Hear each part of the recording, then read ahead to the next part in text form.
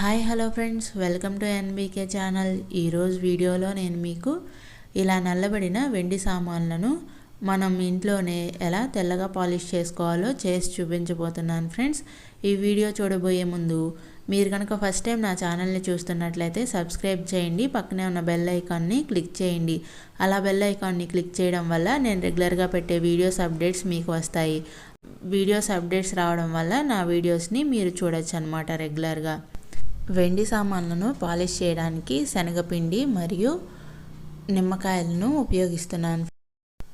First అయితే మనం నిమ్మకాయలను cut చేసి రసం తీసుకుందాం. ఇక్కడ నేను మీకు చిన్న చిట్కా చెప్తాను. నిమ్మకాయల్లో నుంచి రసం ఈజీగా రావాలంటే ఏం చేయాలో చూపిస్తాను ఫ్రెండ్స్. నిమ్మకాయల్లో ఉన్న రసాన్ని అంతా ఈజీగా పిండాలంటే ఏం చేయాలంటే ఫ్రెండ్స్, కొంచెం గోరువెచ్చని నీటిలో ఒక 5 నిమిషాలు నిమ్మకాయలను అలాగే ఉంచిన తర్వాత నిమ్మకాయలను కట్ చేసి రసం పిండామంటే ఈజీగా వస్తుంది. అలా కాకపోయినా ఇంకో చిట్కా చెప్తాను చూడండి ఫ్రెండ్స్. మనం నిమ్మకాయ చూసారా ఎంత గట్టిగా ఉన్నదో, ఇంత గట్టిగా ఉన్న కాయ నుంచి రసం తీయడం అంటే చాలా కష్టం.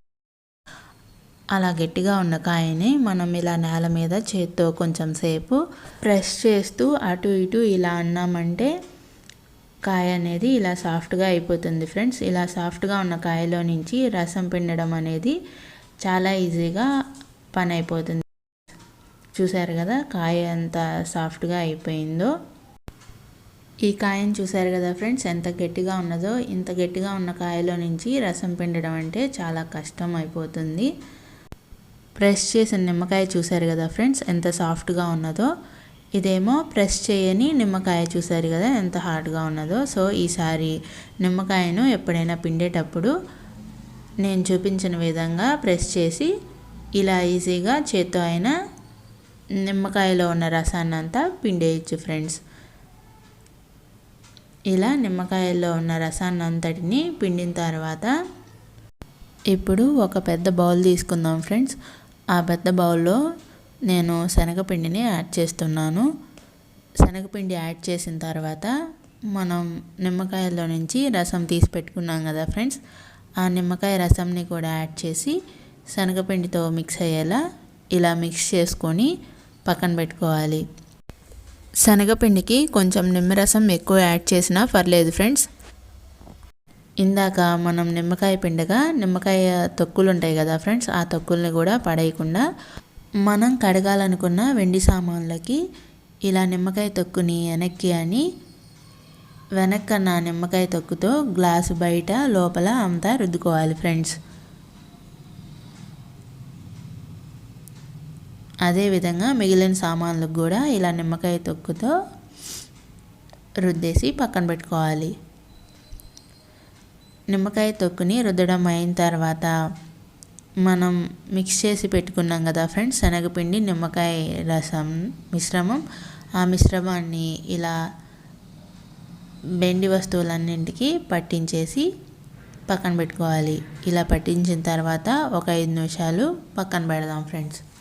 ఇప్పుడు నేను మీకు ఇంకో ప్రాసెస్ చూపిస్తాను ఫ్రెండ్స్. అలా శనగపిండి నిమ్మకాయ రసంని యూస్ చేయకుండా ఇలా ఒక బౌల్లో వాటర్ తీసుకొని 1 టేబుల్ స్పూన్ బేకింగ్ సోడాని యాడ్ చేసి, అలాగే మీ దగ్గర ఏ సర్ఫ్ అయితే లేదా ఏ సర్ఫ్ లిక్విడ్ అయితే అవైలబుల్గా ఉంటుందో ఆ సర్ఫ్ని యాడ్ చేసి ఇలా ఒక 10 నిమిషాల పాటు ఆ గిన్నెని వెండి గిన్నెని ఆ వేడి వాటర్లో అలాగే ఉంచండి ఫ్రెండ్స్. మధ్య మధ్యలో ఇలా తిప్పుతూ ఉండండి గిన్నెని అన్ని వైపులా.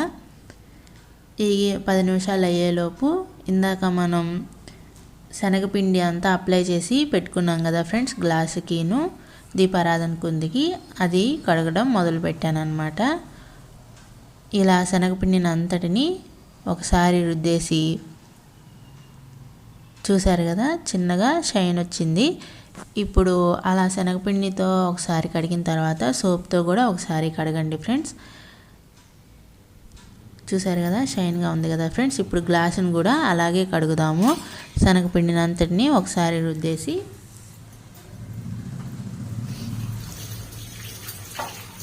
ఇలా శనగపిండి పోయిన తర్వాత మనం ఇందాక నిమ్మకాయ తొక్కులు ఉన్నాయి కదా ఫ్రెండ్స్, నేను చెప్పాను కదా ఫ్రెండ్స్, ఆ నిమ్మకాయ తొక్కుల్ని అప్పుడే పడేయకండి.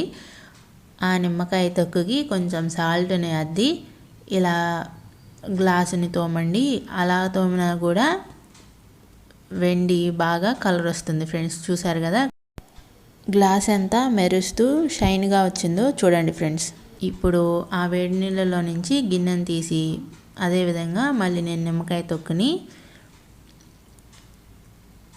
రుద్దాను. ఆ తర్వాత పీతాంబరం ఐడియా ఉంటుంది కదా ఫ్రెండ్స్, ఆ పౌడర్ని కొంచెం యాడ్ చేసి ఇలా కడిగేస్తున్నాను ఆ గిన్నెని. ఇత్తడి సామాను మరియు రాగి సామాను ఇలా వెండి సామాన్లు కడిగేటప్పుడు లాస్ట్లో ఇలా పీతాంబరం పౌడర్ని కొంచెం యాడ్ చేసి కడిగారంటే చూడండి ఫ్రెండ్స్ ఎంత షైన్గా వచ్చినాయో. ఇలా మనం వెండి వస్తువుల్ని శుభ్రం చేసిన తర్వాత తడి లేకుండా తుడుచుకొని ఎయిర్ టైట్ కవర్స్ ఉంటాయి కదా ఫ్రెండ్స్, ఆ కవర్స్లో ప్యాక్ చేసి మనం దాచుకున్నామంటే గిన్నెలు అనేవి నల్లపడకుండా తెల్లగానే ఉంటాయి ఫ్రెండ్స్. చూశారు కదా ఫ్రెండ్స్, నల్లబడిన వెండి వస్తువుల్ని బంగారం షాప్కి వెళ్ళి పాలిష్ పెట్టుకోకుండా మనం ఇంట్లోనే ఎలా పాలిష్ పెట్టుకోవచ్చో.